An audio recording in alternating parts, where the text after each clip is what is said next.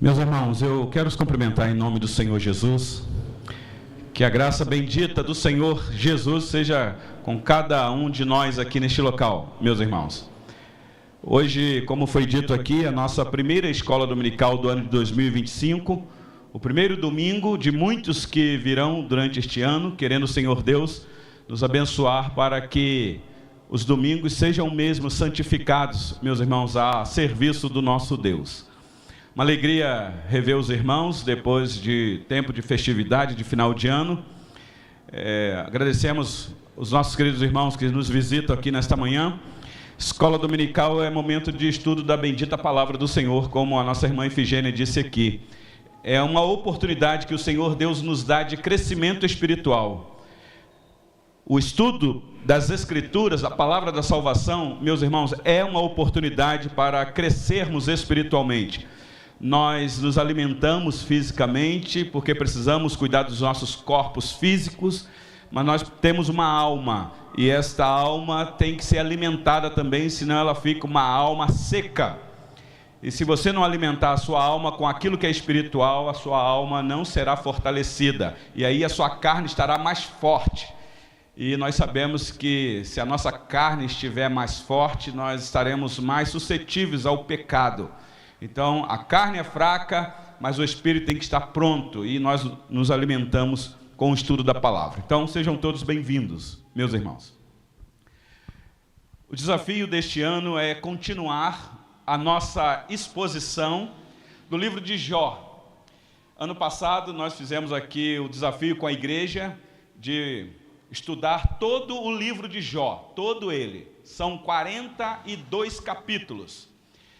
Começamos lá fazendo um panorama e entramos aí nos capítulos, versículos e tirando algumas lições para nós. Hoje será o capítulo 13, nós estamos ainda dentro daquela fala de Jó se defendendo das acusações dos seus supostos amigos.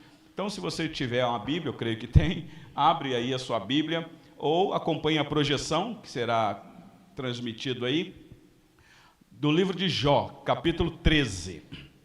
Eu não vou ler agora todo o capítulo, porque à medida em que o estudo seguir, nós vamos expondo os versículos deste capítulo.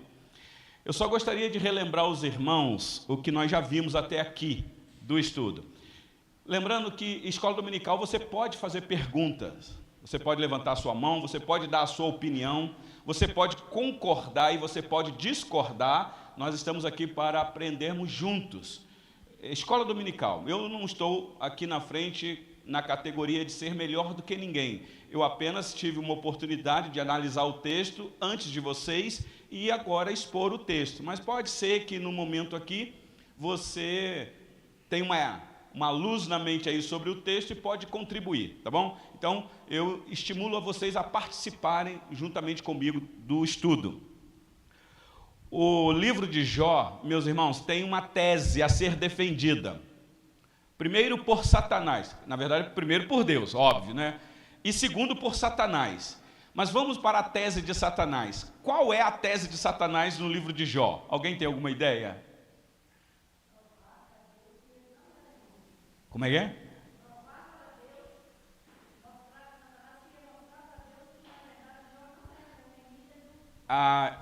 Isso, exatamente. Nossa irmã Efigênia está dizendo que a tese de Satanás é provar para Deus que Jó não é tão íntegro assim como o próprio Senhor Deus disse. E a intenção de Satanás é levar a Jó a blasfemar contra Deus na cara de Deus. Então essa é a tese de Satanás no livro de Jó. Induzir ou conduzir Jó à blasfêmia.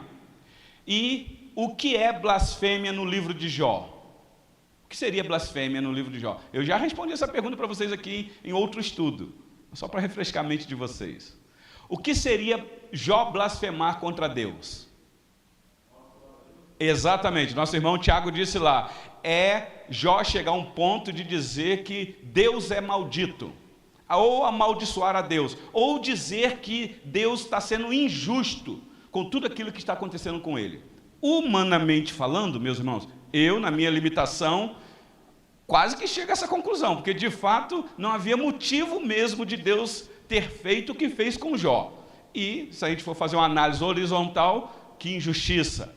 Mas como nós sabemos que Deus é justo, é santo, não há injustiça da parte dele, então Satanás está se esforçando a fazer com que Jó blasfeme contra Deus, dizendo que Deus é maldito e que Deus é injusto. Guarde isso aí no seu coração, porque isso vai ser importante em todo o estudo do livro de Jó. O capítulo 1 e o capítulo 2, que nós já estudamos aqui, tem aí um estudo gravado, são os testes que o Senhor Deus fez com Jó. Vocês devem lembrar disso. O primeiro teste é: toca no que ele tem. Essa foi a sugestão de Satanás. E Deus permitiu que os bens de Jó fossem espoliados, que os 10 filhos dele fossem mortos. E que teste foi aquele, meus irmãos? O coração de Jó sentiu, mas aí com a sua boca, Jó não pecou contra o Senhor Deus. Capítulo 2 vem o segundo teste. Qual foi o segundo teste? Satanás disse: ele tem pele, ele está firme, ele é íntegro, porque ele tem saúde. Pele por pele, tudo que o homem tem dará por sua vida. Toca ali na carne, e ele vai blasfemar. E o Senhor Deus, surpreendente, disse: ele está nas tuas mãos, só não lhe tire a vida. Então, nós sabemos que tudo que está acontecendo com Jó, Jó não vai morrer. Talvez aqui é um símbolo do filho dele que haveria de vir nesse mundo, iria morrer, mas que a morte não iria contê-lo, porque ele iria ressuscitar e estaria vivo para sempre. É o que nós entendemos aqui no livro de Jó. Capítulo 3, no capítulo 2, quando Jó está cometido de úlcera, a mulher dele é influenciada por Satanás para fazer Jó amaldiçoar a Deus. Vocês devem lembrar. A mulher dele disse: ainda conserva a tua integridade? Diante desta calamidade que você está enfrentando, Jó, amaldiçoa o teu Deus e morre. Lembra disso? Essa mulher estava sendo induzida por Satanás a fazer Jó blasfemar contra Deus. Mas Jó passa no teste. Jó disse para ela: mulher, tu falas como uma qualquer doida. Recebemos o bem da parte de Deus, e porventura não receberíamos também o mal? Vocês lembram disso? Com isso, Jó não pecou com seus lábios. Mas aí entra o capítulo 3 de Jó, meus irmãos. O capítulo 3 de Jó é aquele quadro lamentável na vida de Jó, depois que os 3 amigos deles chegaram para poder condoer-se de Jó da situação. E aí, 7 dias de silêncio, Jó começa a falar. O capítulo 3 nos assusta, porque Jó já não está mais bendizendo o Senhor. Ele não amaldiçoa Deus, mas ele não bendiz o Senhor Deus. Na verdade, Jó está pedindo para morrer. Ele quer que alguém amaldiçoe o dia que ele nasceu, porque na perspectiva dele era melhor não ter nascido do que viver aquela situação. E aí entra o capítulo 4 e o capítulo 5, que nós já vimos aqui. Elifaz, que é o líder daqueles 3 amigos, vai falar. E vai falar baseado no que Jó disse no capítulo 3. E aí então Elifaz vai fazer um diagnóstico, usando verdades ou meias verdades. Eu já disse para vocês aqui que toda meia verdade é uma mentira inteira. E ele começa a proferir palavras duras sobre Jó, capítulo 4 e capítulo 5.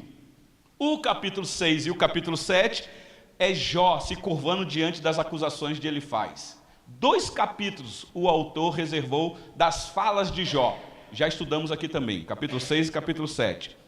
O capítulo 8, que também nós já estudamos, temos um outro amigo de Jó que vai falar, Bildade. E Bildade não alivia, meus irmãos, Jó na dor dele. Palavras duras. E aí então entra o capítulo 9 e o capítulo 10, que são as palavras de Jó em resposta ao que Bildade havia dito.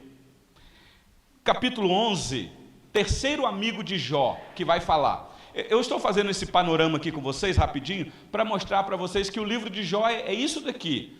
É aqueles 3 amigos falando e Jó retrucando, e Jó se defendendo. O livro todo é assim, essa narrativa. Ora vai falar um amigo e Jó se defende, ora se levanta o outro amigo e Jó tem que dar um retruco diante do que ele ouviu, e no final nós vamos ver as respostas do Senhor Deus diante desse quadro tão tenebroso.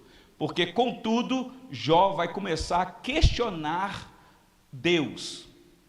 Ele entra nos porquês. Por quê? Por quê? E aí o Senhor Deus vai mostrar para Jó quem ele é, o Deus soberano, independente do quadro que Jó está enfrentando. Então, o capítulo 11 são as palavras de Zofar, o último dos três. Zofar também, palavras que a gente viu aqui, a gente fica triste. Como que um amigo pode fazer isso com alguém que se diz que é tão chegado?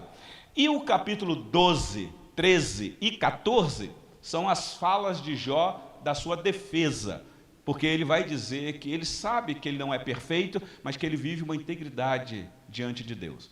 Capítulo 12 nós já estudamos aqui, e agora estamos no capítulo 13, que é a continuação das palavras de Jó. Então eu quero chamar a sua atenção para você entrar na mente de Jó e tentar entender o que é que ele está falando aqui. O capítulo 13 é uma mistura, Jó respondendo às acusações dos amigos, mas num dado momento ele volta os olhos para o trono da graça e começa a falar com o próprio Deus, ok? Então esse é o quadro nosso aqui, e hoje eu quero fazer a exposição do capítulo 13 com vocês aqui. E aqui é defesa de Jó. Eu fico imaginando, coisa ruim é quando você tem que defender a sua reputação, quando você está sofrendo acusações injustas de algo que você não cometeu, e aí então você tem que se defender. Às vezes a gente fala assim, não, eu vou entregar para Deus, porque Deus conhece a intenção do meu coração. Isso é bom, mas você já ouviu aquele ditado que diz, quem cala consente? Então, Jó aqui não vai calar não, Jó vai falar, e Jó aqui é sincero, meus irmãos. Então, não se assustem com o que vocês irão ouvir. De repente, esse estudo aqui é para identificar você em alguma área da sua vida. Porque as lições que nós já tiramos aqui são, meus irmãos, compreender o mal que é presente neste mundo, você saber lidar com críticas. Ninguém gosta de ser criticado. Quando alguém fala alguma coisa sobre a sua reputação, alguma coisa te corrige, a gente não fica triste. Mas o livro de Jó nos ensina a lidar com as críticas, a você dar resposta disso. Então vamos lá para o nosso texto, por gentileza. Jó capítulo 13, versículo 1, 2 e 3. Acompanhe a leitura, por gentileza. Diz assim, a palavra da salvação. Eis que tudo isso viram os meus olhos, e os meus ouvidos o ouviram e entenderam. Bom, você que não participou aqui dos estudos anteriores, o que Jó está dizendo é que ele ouviu acusações terríveis de Elifaz, de Bildade e Zofar. Então agora aqui Jó está dizendo, olha, eu tudo isso vi com os meus olhos. O que é que Jó viu com os seus olhos?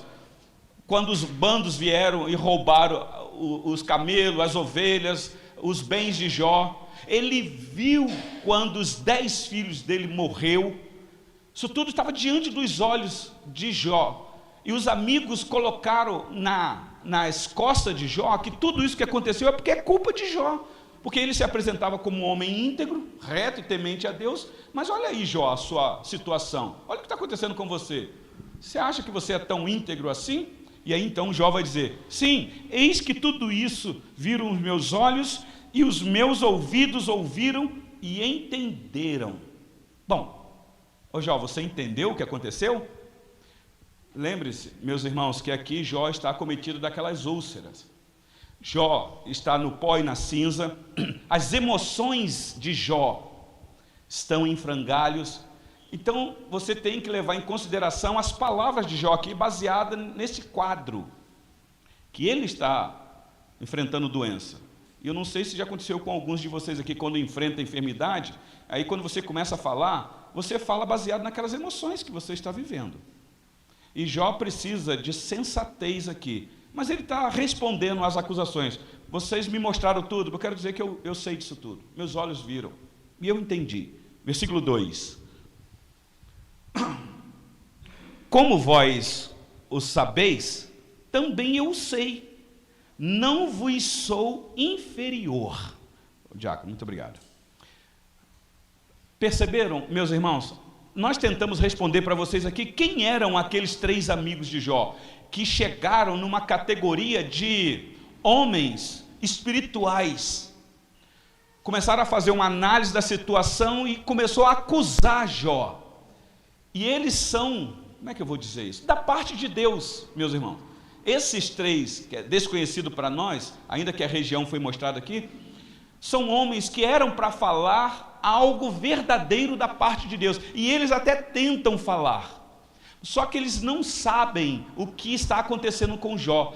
Deus e Satanás sabem, mas os três amigos não. Mas contudo, eles ousam em fazer diagnóstico da vida de Jó. E aí então Jó entra numa categoria dizendo: eu não sou inferior a nada de vocês. Vocês chegaram, vocês estão bem, vocês estão com saúde, possivelmente com a família de vocês, mas aí está no versículo 2. Como vós o sabeis, também eu o sei, não vos sou inferior. É interessante que Jó já havia dito isso aí no capítulo 12, porque ele está respondendo aqui esses três amigos. Olha o capítulo 12, versículo 3, por gentileza. Ele diz assim: também eu tenho entendimento como vós, dos três amigos que ele está se referindo. Eu não vos sou inferior. Quem não sabe coisas como essas? Então ele já havia dito isso. Agora no capítulo 13, ele está repetindo, ele está dando uma ênfase, ele quer reforçar que ele está convicto do que está acontecendo. E aí então entra o capítulo 13, versículo 3. Acompanhe o raciocínio aqui que depois nós vamos tirar uma lição. O versículo 3 do capítulo 13, Jó diz assim: mas falarei ao Todo-Poderoso e quero defender-me perante Deus. Meus irmãos, uma coisa é você justificar a sua conduta diante dos homens, que às vezes os homens são impiedosos, não acredita naquilo que você está falando, ainda que você tenta demonstrar que tem uma vida reta diante de Deus. Agora, outra coisa é você apresentar isso diante de Deus, aquele que sonda o coração. É dizer: Senhor Deus, o Senhor conhece o meu sentar e o meu levantar. Tu sabes das intenções do meu coração. Então eu vou apresentar a Deus a minha defesa. Não é isso que ele diz aí? Mas falarei ao Todo-Poderoso e quero defender-me. Preste atenção, porque se você tiver uma Bíblia aí, você vai grifando. Ele vai repetir essa questão de que ele vai defender a sua conduta diante de Deus. Porque ele recebeu acusações terríveis, meus irmãos. Mas então ele vai diante de Deus. É como que dizendo: eu vou buscar o reino de Deus em primeiro lugar.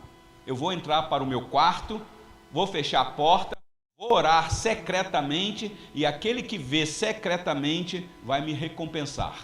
Essa é a esperança de Jó. Por isso é que ele fala para os amigos desta maneira. Capítulo 23, versículo 3, diz assim: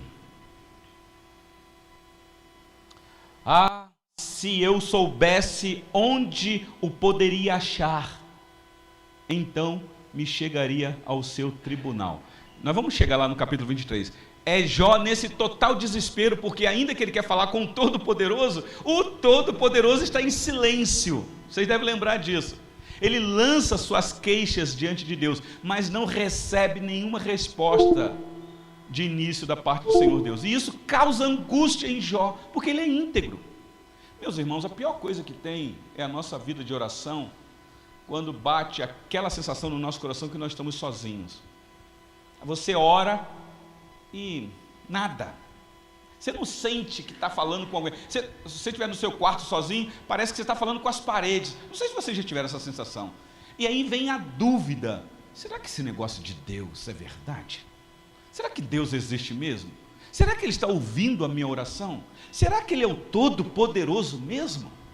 E aí Satanás chega pesado nessa hora, meus irmãos, para poder criar no nosso coração uma expectativa de que eu não sei não, porque eu não estou sentindo nada.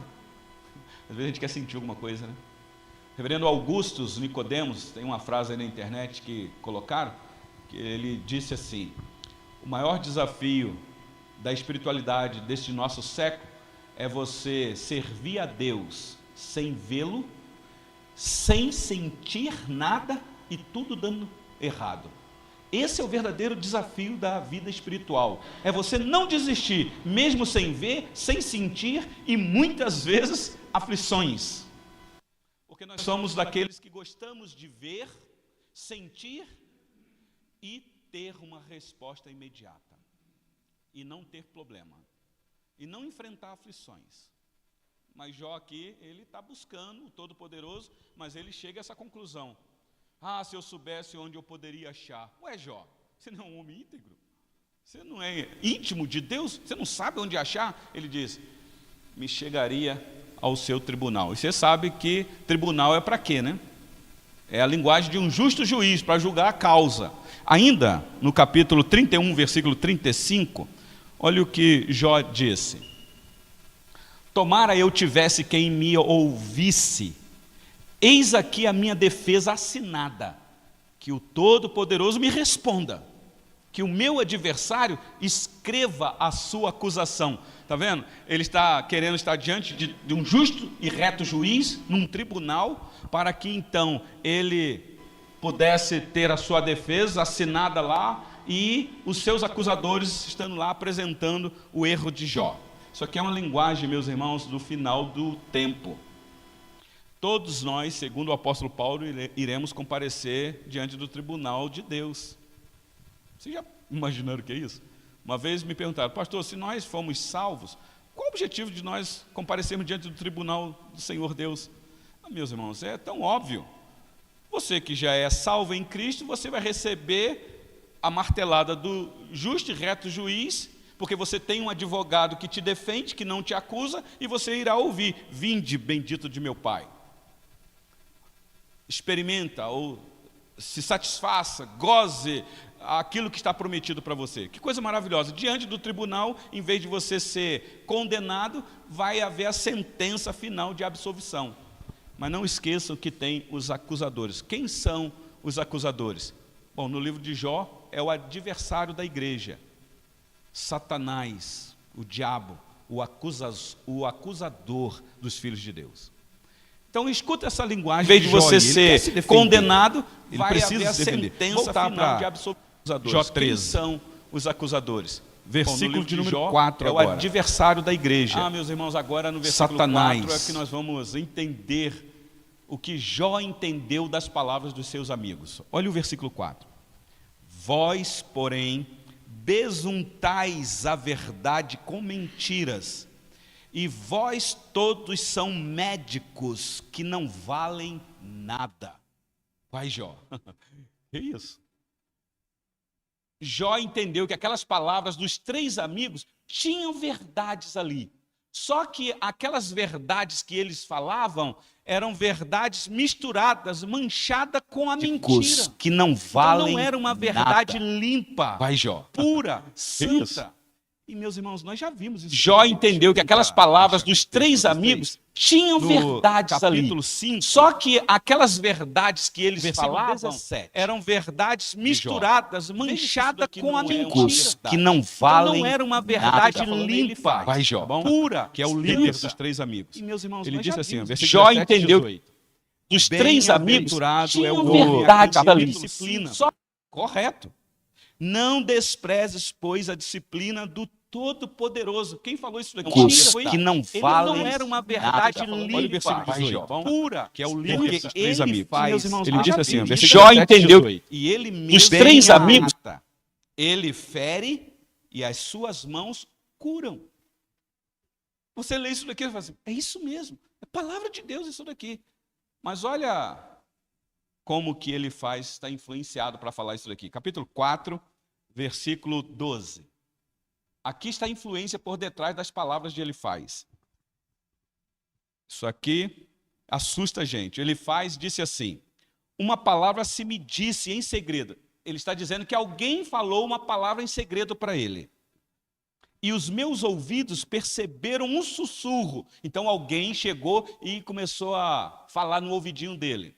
Talvez um anjo sentou no ombro dele e começou, Jó, Elifaz, fala isso. Versículo 14. Na verdade, versículo 13, por gentileza, a continuação. Entre pensamentos de visões então alguém, quando profundo sono cai sobre os homens, sobrevieram-me o espanto e o tremor, e todos os meus ossos estremeceram. Versículo 15 e 16. Então, um espírito passou por diante de mim, fez-me arrepiar os cabelos do meu corpo. Parou ele mas não lhe discernia a aparência. Um vulto estava diante dos meus olhos. Houve silêncio e ouvi uma voz. Bom, isso é Elifaz dizendo. Então, tudo que Elifaz vai proferir juntamente com Zofar e Bildade é influência desse espírito que Elifaz não sabe quem era. Bom, nós que estamos aqui hoje estudando o livro, a gente já sabe. Meus irmãos, eu não tenho dúvida que esses 3 amigos de Jó conhecem teologia profunda. Eu não tenho dúvida também que Jó conhece teologia profunda. Mas, meus irmãos, nenhum dos 3 amigos de Jó e nem Jó supera o conhecimento de teologia de Satanás. Não se assuste com o que eu estou dizendo, não.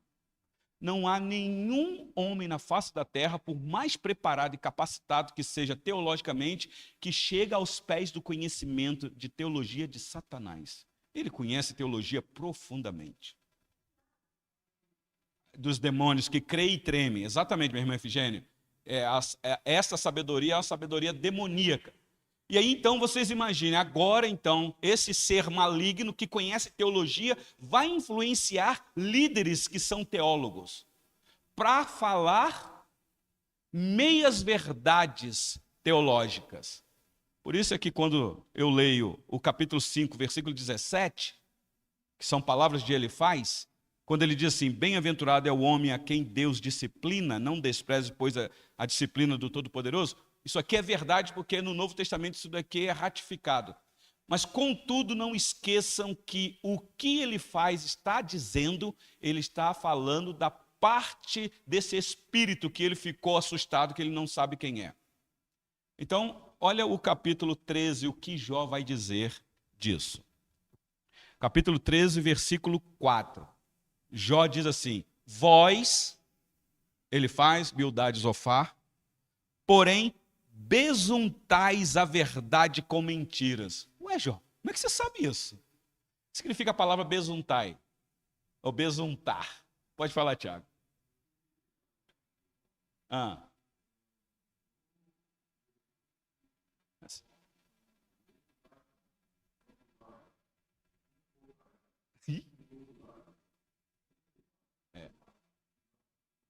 Pois é.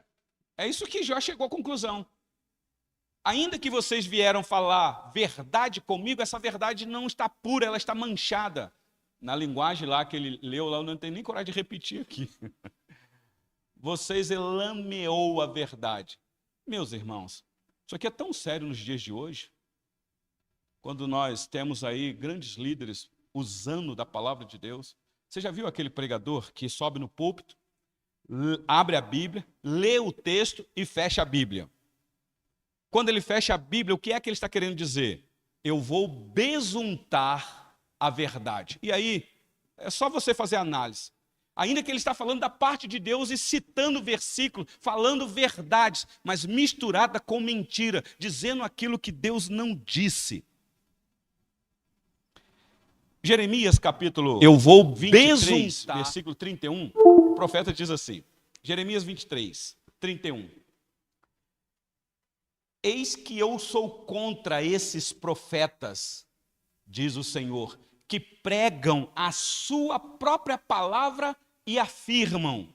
Ele disse, versículo 32, eis que eu sou contra os que profetizam sonhos mentirosos, diz o Senhor, e os contam, e com as suas mentiras e leviandades fazem errar o meu povo.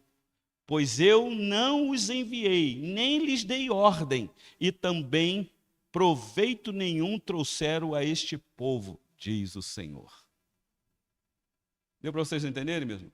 Então, nem tudo que vocês ouvem de quem quer que seja, vocês dão amém.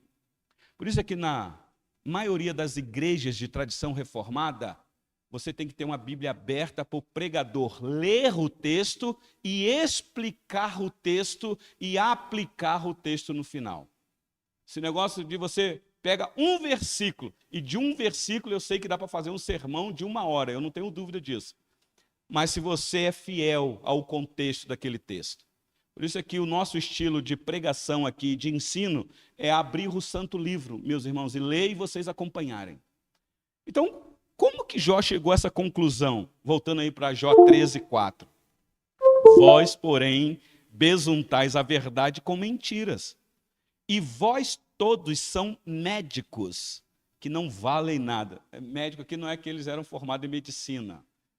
Talvez aqui o que Jó está dizendo, eu sou um doente, e vocês vieram aqui como médico para poder condoer-se, ajudar, mas vocês são médicos que não valem nada. E Jó é boca dura, hein? Capítulo 6, versículo 21, olha aí, a gente já passou por aqui. Jó disse assim, são palavras de Jó. Jó 6, 21.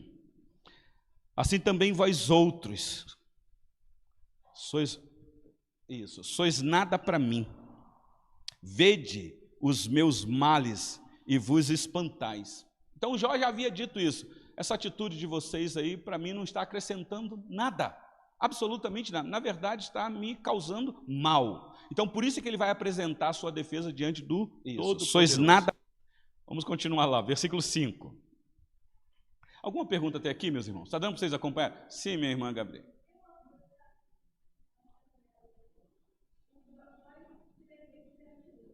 É o que ele vai fazer.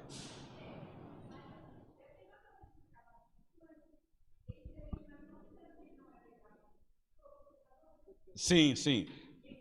Muito obrigado.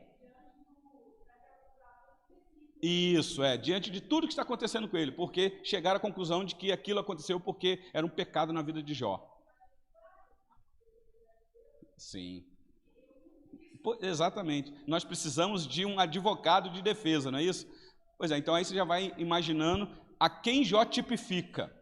Então, aqui, minha irmã Gabriela, é exatamente essa atitude que Jó tem uma consciência de que ele não pecou contra o Senhor diante daquelas acusações. Mas lá atrás a gente já viu que ele disse que é pecador. Quer ver? Deixa eu achar esse texto aqui para você. Quando ele disse assim, no capítulo de número 7, versículo 20, Jó já havia dito isto. E aqui são palavras que eu não tenho coragem de falar com Deus, mas Jó teve. Diz assim, ela. Se pequei, na verdade essa tradução nossa não ajuda muito não, no hebraico é Jó afirmando, ele está dizendo, já que pequei, porque ele reconhece que é um pecador, que mal te fiz a ti, ó espreitador dos homens, porque fizeste de mim um alvo para ti, para que a mim mesmo me seja pesado. Então ele está falando diante de Deus, ele reconhece que ele é um pecador. E ele usou a palavra espreitador dos homens, né? Corajoso esse Jó. Então, você que é muito encantado romanticamente com Jó, dizendo, olha, você tem que ter a fé de Jó, tem que ter a paciência de Jó. Não fala isso, a gente aprender com a paciência de Jó? Porque você só conhece os 2 primeiros capítulos e o capítulo 42. Você não conhece toda a estrutura do livro. Porque tem palavras de Jó aqui, Gabriela, que não dá para imitar. Jamais nós iríamos falar coisas como que Jó disse, mas só que com isso Jó não peca com a boca, com a sua palavra, a língua, ele não blasfema. Mas vamos lá, voltando aqui, versículo 5, e agora é que vai entrar, meus irmãos. Jó diz assim, tomara vos calasses, 13:5, não é isso? Tomara vos calasses de todo, que isso seria a vossa sabedoria. Está dizendo o seguinte, olha, estejam prontos a ouvir, tardio no falar, porque a sabedoria está em você não falar muito. Tem um ditado aí fora que diz que quem muito fala, dá bom dia para o cavalo, né? Que linguagem esquisita. Mas é melhor, meus irmãos, sabedoria está em você controlar as suas palavras. Isso aqui é uma grande lição para casados, para o relacionamento quando está em crise. Não estou dizendo que você não tem que falar algumas coisas, mas às vezes ficar calado demonstra sabedoria, do que você falar e depois se arrepender do que disse. Você conhece gente assim? Que fala, pastor, eu não aguento, eu tenho que falar, eu não quero nem saber, senão eu vou infartar. Ok, tudo bem, mas depois assuma a responsabilidade de tudo aquilo que você disse. Então, olha o que Jó está dizendo, tomara vocês ficassem quietos, isso seria a vossa sabedoria de vocês. Versículo 6, Jó 13:6. Acompanhem o raciocínio. Ouvi agora a minha defesa e atentai para os argumentos dos meus lábios. Então, segunda vez, ele vai dizer, ele está dizendo para os amigos, eu vou me defender, fiquem atentos, mas eu vou apresentar isso diante de Deus. E ele diz assim, porventura, versículo 7, falareis perversidade em favor de Deus? E a seu favor falareis mentiras? Aqui ele ainda está referindo-se aos amigos. Eu vou apresentar a minha defesa diante de Deus, mas eu já quero dizer para vocês, olha, porventura eu vou falar perversidade em favor de Deus? Eu vou usar de favor para falar mentira? Não, eu vou me apresentar diante de um Deus verdadeiro, que conhece todas as coisas, que conhece a intenção do meu coração, quando as palavras ainda nem me veem à boca, à língua. É diante desse Deus. Versículo 8. Sereis parciais para com ele? Contendereis a favor de Deus? Olha as perguntas que Jó vai fazendo. Versículo 9. Ser-vos-ia bom se ele vos esquadrinhasse? Ou zombareis dele como se zomba de um homem qualquer? Vocês ainda que estão falando da parte de Deus, mas vocês ainda não compreenderam qual é a boa, agradável e perfeita vontade de Deus. Versículo 10. Acerbamente vos repreenderá, se em oculto fordes parciais. Vocês sabem o que é ser parcial, né? Parcial é quando você toma partido de um lado só. Por exemplo, é quando existe um juiz numa corte e ele vai ser parcial, ele vai se propor julgar a causa de um partido que ele tomou como o seu. Ele não é imparcial, ele vai fazer juízo de valor baseado numa visão que ele tem exclusivista dele. E, meus irmãos, na nossa nação, nós contemplando as atitudes de alguns juízes da corte maior da nossa nação, nós estamos cansados de ver isso daqui.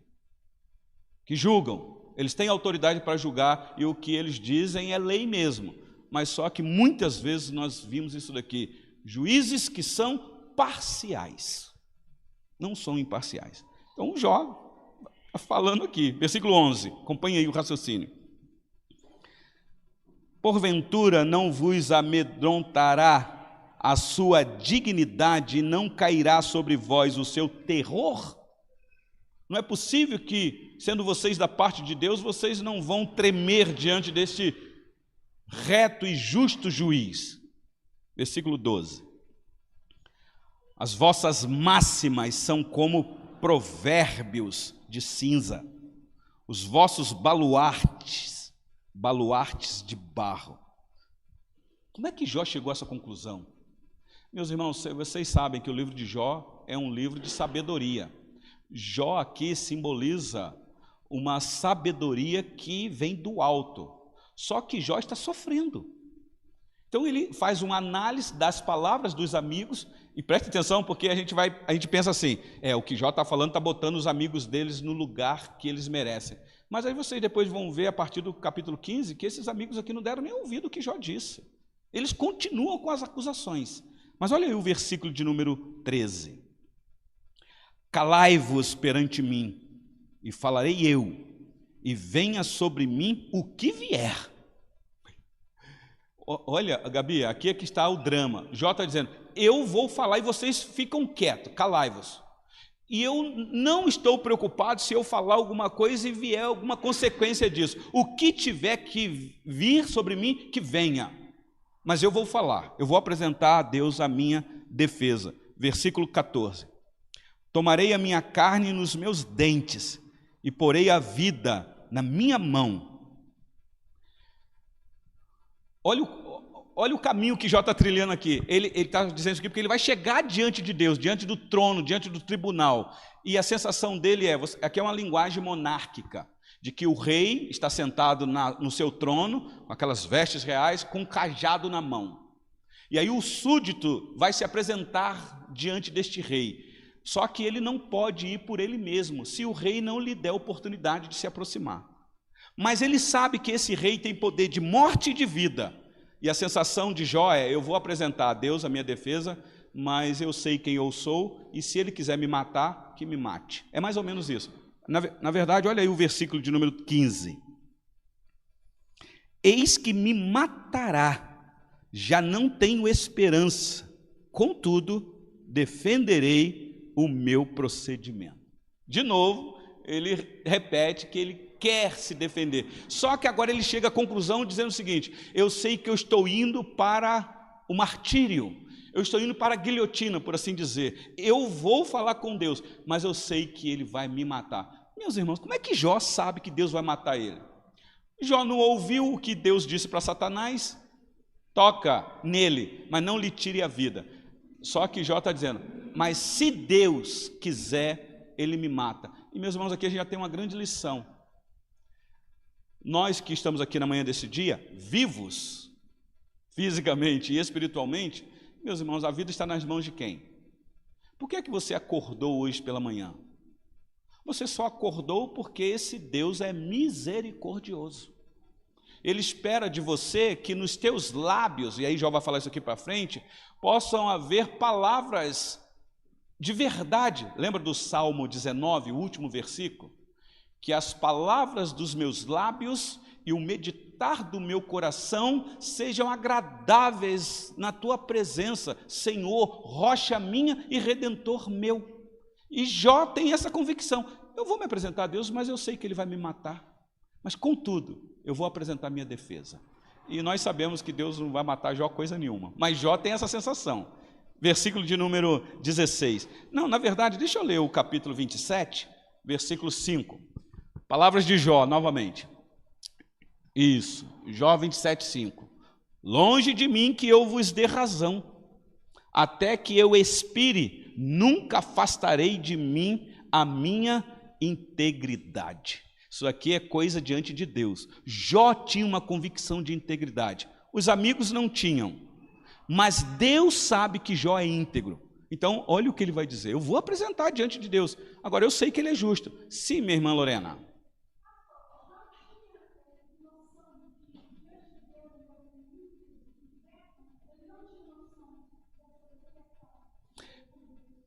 A pergunta da nossa irmã Lorena é se Jó tinha essa convicção que diante de Deus ele era íntegro e reto, não é isso? Eu penso que sim. Por quê, minha irmã Lorena? Não por causa da sabedoria de Jó, pura e simplesmente, mas por causa do Espírito de Deus em Jó, convencendo ele. Porque, meus irmãos, não é o Espírito Santo que testifica que somos filhos de Deus? Então, a integridade de Jó aqui não é o esforço moral pura e simplesmente de Jó, porque Jó é um pecador, mas é por aquilo que Deus fez na vida de Jó, e nós vamos ver aqui a justificação. É Deus que declara o pecador justo. Então, nesse sentido, minha irmã Lorena, sim, Jó tem essa convicção.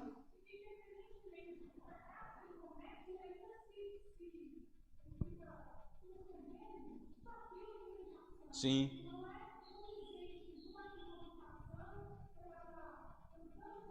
Sim. A única diferença, Lorena, é que Jó não sabe o porquê que ele está sofrendo, mas ele tem convicção da sua integridade. Ah, tá, ok. Seria bom alguém deixar o microfone aqui. Cadê o diácono Willer que nos auxilia aí? Tá lá? Porque quando alguém quiser falar, por gentileza, para aí o som sai aqui. O que a Lorena disse é que, apesar do sofrimento de Jó, dá lá de novo para ela falar, que aí sai o som aí. Som. Isso. Porque o que eu entendi? Tá saindo o som. Uhum. O que eu entendi? Na verdade, eu acho que na medida ele pensou assim: eu pequei, mas não para sofrer a quantidade que eu estou sofrendo. Sabe, dentro da gente, o que a gente cometeu? Dentro da nossa integralidade, dentro do nosso ser. Eu estou sofrendo contra Deus, mas não merecedor de tudo aquilo que está acontecendo na minha vida. Se for nesse sentido, é a justiça própria de Jó. E se for essa visão de Jó, ele não consegue se justificar diante de Deus. Ninguém consegue. Como ele não sabe o que está acontecendo com ele, qual o procedimento, ainda que ele sabe que tudo vem de Deus, ele entra nessa crise.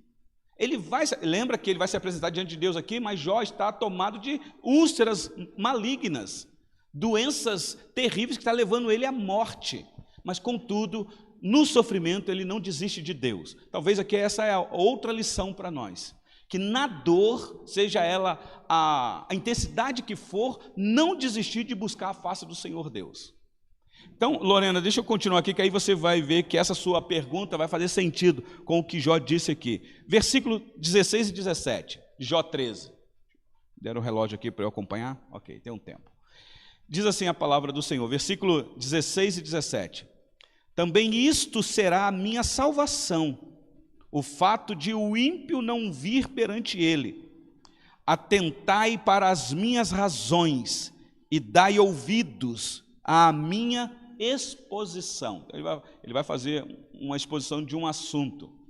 Então, aí, Lorena, preste atenção no versículo 18 agora. Ele diz assim, ó: tenho já bem encaminhada a minha causa, e estou certo de que serei justificado. Olha, a palavra justificado aparecendo aqui nas falas de Jó. Meus irmãos, quem é que desenvolveu essa doutrina da justificação nas Escrituras? Exclusivamente no Novo Testamento. O apóstolo Paulo. Ele vai dizer que nós, pecadores que somos, fomos declarados justos, mas nenhum de nós aqui é justo. A justiça que nos foi imputada foi a justiça do Filho de Deus, o único Filho, o Filho do seu amor. Então, na cruz do Calvário, a justiça de Deus sendo aplacada no seu único Filho, agora há uma declaração de que nós não temos mais culpa diante de Deus, não há mais acusação diante de Deus.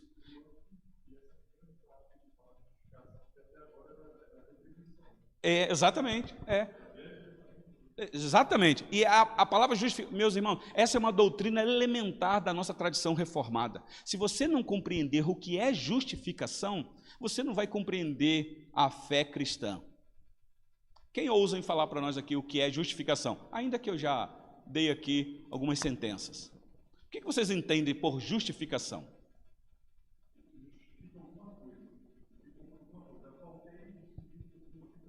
Está doente, né? Levou atestado lá, é a justificativa. Mas falando de maneira espiritual, vocês sabem o que é perdão, não sabem?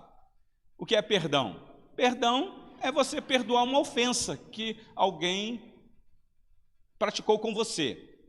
O reverendo Hernandes Dias Lopes tem uma linguagem muito prática sobre justificação e perdão. A figura dele, a linguagem é minha. Ouvindo ele falar sobre justificação, ele disse que justificação é maior do que perdão. Porque o que é o perdão? O perdão, vou pegar o Renato, que está aqui, está com a Heleninha lá no colo.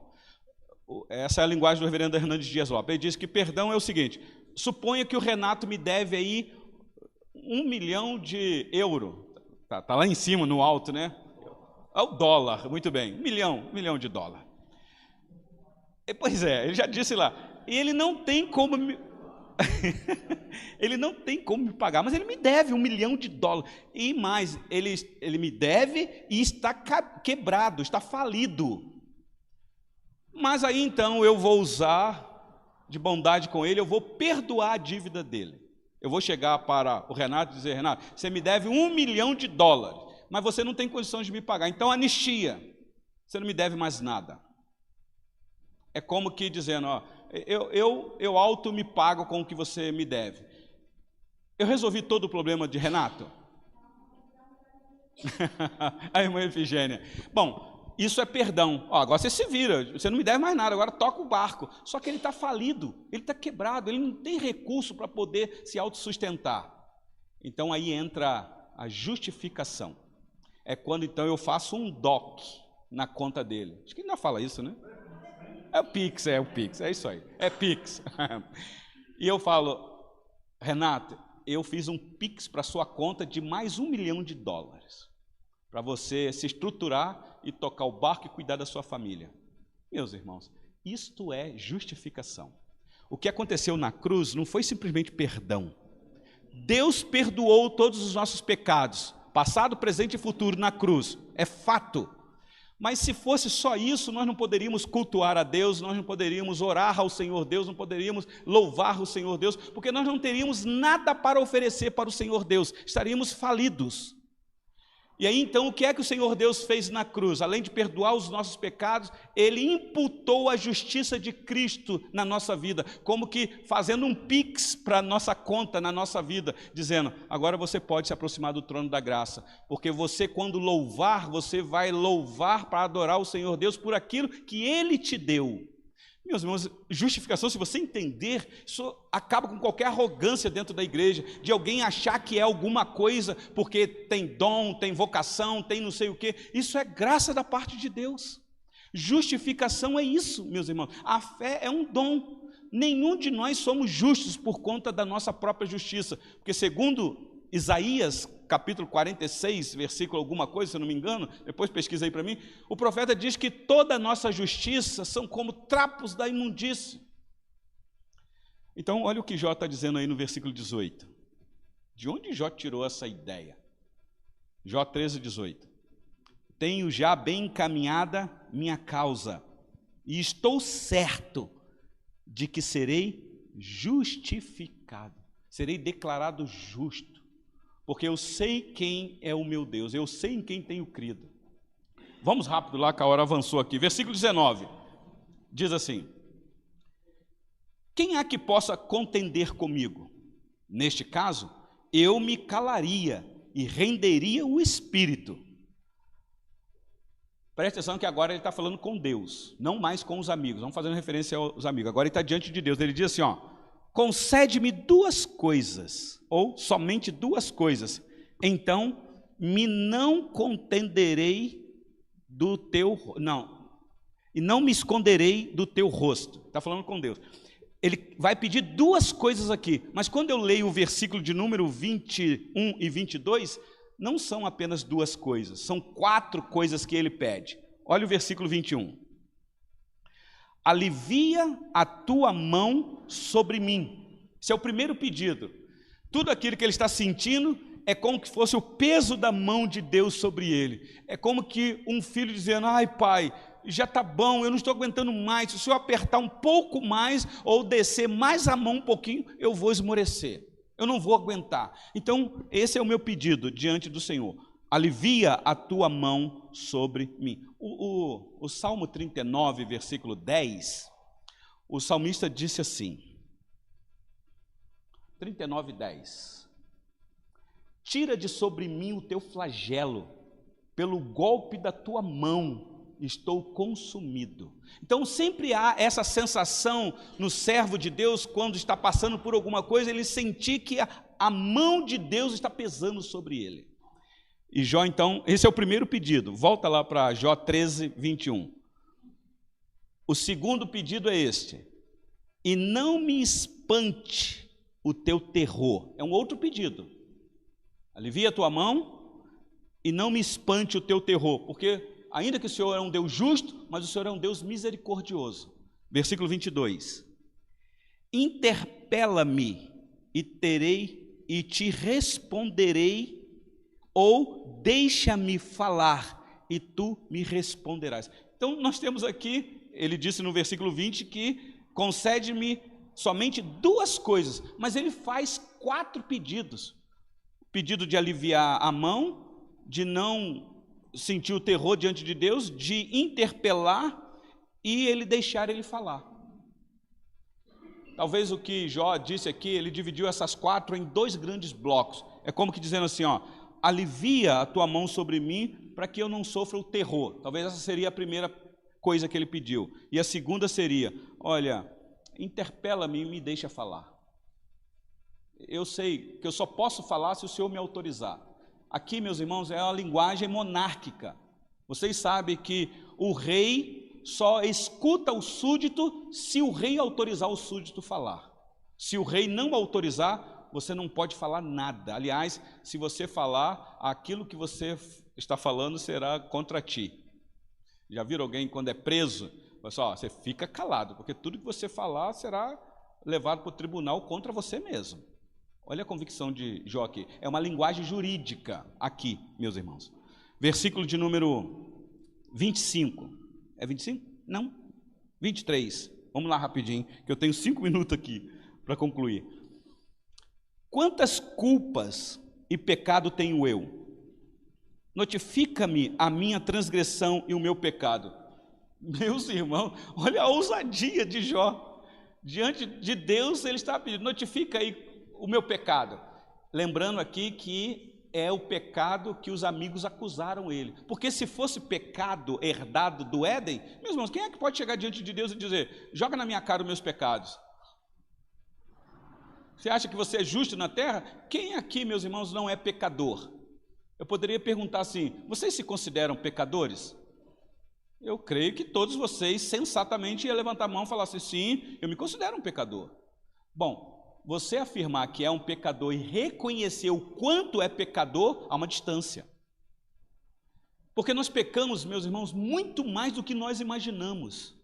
Nós somos aquele que nós fazemos uma análise horizontal do que é pecado. Roubou, que pecado feio. Adulterou, que pecado feio. Matou. Ok, meus irmãos, mas e o 10º mandamento? O que diz o 10º mandamento? Quem lembra aí? Hã? Isso. Quem falou? Isso é. Não cobiçar nada de ninguém. Isso é foro íntimo. Isso é questão de integridade. O coração do homem, já dizia minha avó, quando queria instruir os netos, é terra que ninguém pisa. Ninguém humanamente falando, mas existe um que sonda. Então, se Deus for sondar os nossos corações aqui na manhã deste dia, e a gente for fazer que nem Jó disse, olha aí no versículo de número 20, deixa eu ler aqui, 24. Não, na verdade é o 25, né? Quantas culpas e pecado tenho eu?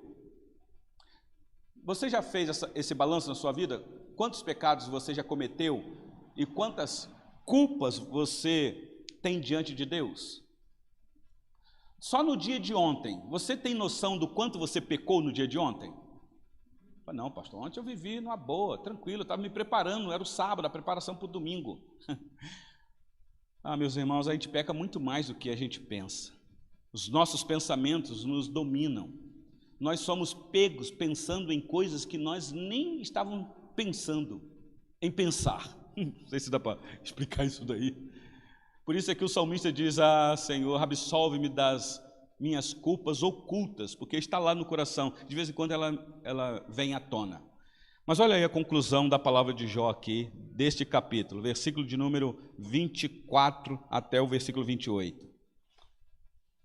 Por que escondes o rosto e me tens por teu inimigo? Queres aterrorizar uma folha arrebatada pelo vento? E perseguirás a palha seca? Pois decretas contra mim coisas amargas e me atribuis as culpas da minha mocidade. Se você tiver uma caneta, grifa esse versículo de número 26, porque vai ser só aqui que Jó vai imaginar que aquilo que está acontecendo com ele é alguma coisa que ele fez na mocidade. Então isso mostra que Jó já era um homem maduro. Então ele faz uma análise, dizendo, não, de fato eu peco. Então, o que eu estou sendo castigado aqui é por alguma coisa que eu fiz na minha mocidade. Lembra que Jó está perturbado aqui, meus irmãos. Mas ele está jogando diante de Deus, lançando para Deus a sua ansiedade. Versículo 27 e 28. Também pões os meus pés no tronco, observas todos os meus caminhos e traças limites à planta dos meus pés. Apesar de eu ser como uma coisa podre que se consome e como a roupa que é comida da traça. É terrível essa linguagem aqui. Podre, alguns dizem que é por causa das chagas. Há um estudioso dessa cultura aqui, falando de Jó, que as chagas de Jó, os tumores, causava assim, um odor que as pessoas não conseguiam ficar muito perto dele. Odor externo e interno. E Jó reconhece isso daqui. Lá na frente ele vai dizer que a esposa dele, que ainda estava do lado dele, reclamava do hálito dele. Para a esposa reclamar do hálito, ela tem que estar bem pertinho.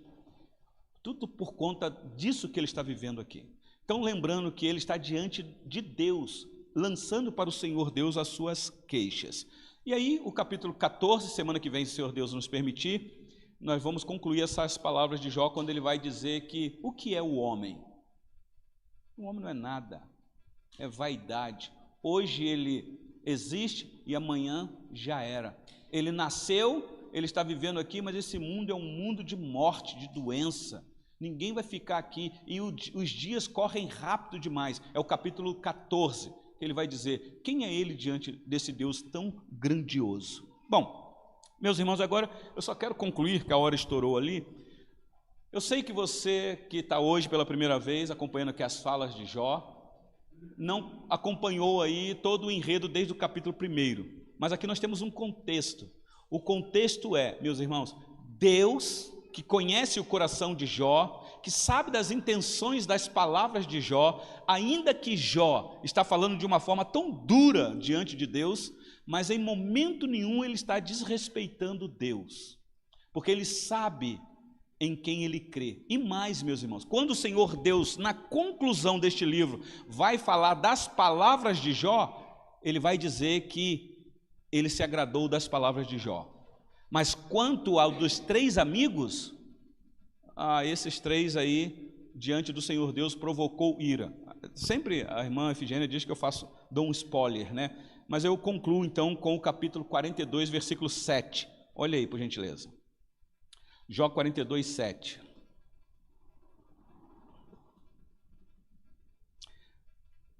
Tendo o Senhor falado estas palavras a Jó, nós vamos chegar lá, nós vamos ver o que é que Deus falou. Deus demorou a responder Jó, mas quando Deus fala, o Senhor Deus moeu Jó. Mas olha aí, tendo o Senhor falado essas palavras a Jó, o Senhor disse também a Elifaz, o temanita. Elifaz é o líder dos 3.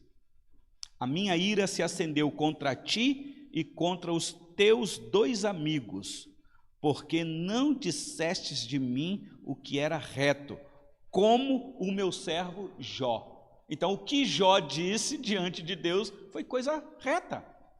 Ainda que ele abriu o coração, ele lançou tudo que estava no coração dele para Deus. O Senhor Deus se agradou daquelas palavras, porque é assim mesmo, meus irmãos.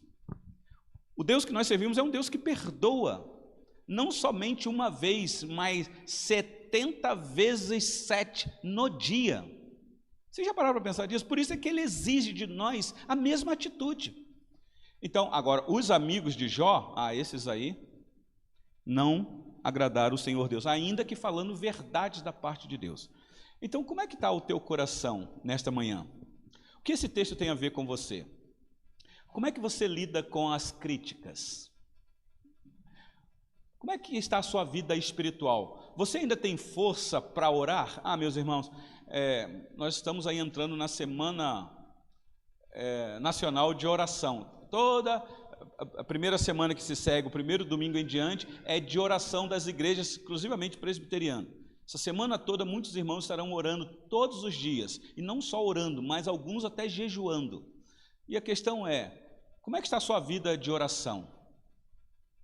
Diante dos grandes problemas, o que é que você faz? Você se afasta de Deus ou se aproxima mais de Deus? A nossa tendência é se afastar. Nós ficamos tão fracos que a gente diz assim, pastor, eu não tenho nem vontade de orar. Meditar então, aí piorou. Meus irmãos, talvez o livro de Jó é para fazer você pensar o seguinte, olha, que as palavras dos teus lábios e o meditar do teu coração sejam agradáveis diante do Senhor, que é a tua rocha e o teu redentor. Por isso é que, aqui para frente, quando chegar no capítulo 19, você vai ver Jó dizendo assim, ainda sofrendo, ele diz, eu sei que o meu redentor vive e que por fim se levantará. Essa é a nossa esperança, meus irmãos. O livro de Jó aponta para Cristo, que haveria de vir a esse mundo e sofrer terrivelmente. E ele já veio, sofreu e venceu, meus irmãos. Então nele nós somos mais do que vencedores. E aí eu passo a palavra para a irmã Efigênia, mas concluindo, Ludmila, com Romanos capítulo 8, versículo 39, por gentileza. Diz assim esta palavra do apóstolo Paulo. Romanos 8, 39.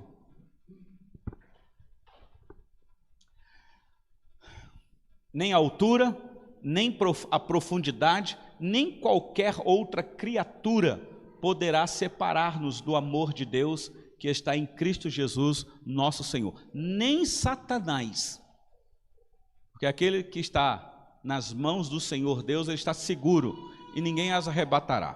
Que Deus assim nos abençoe.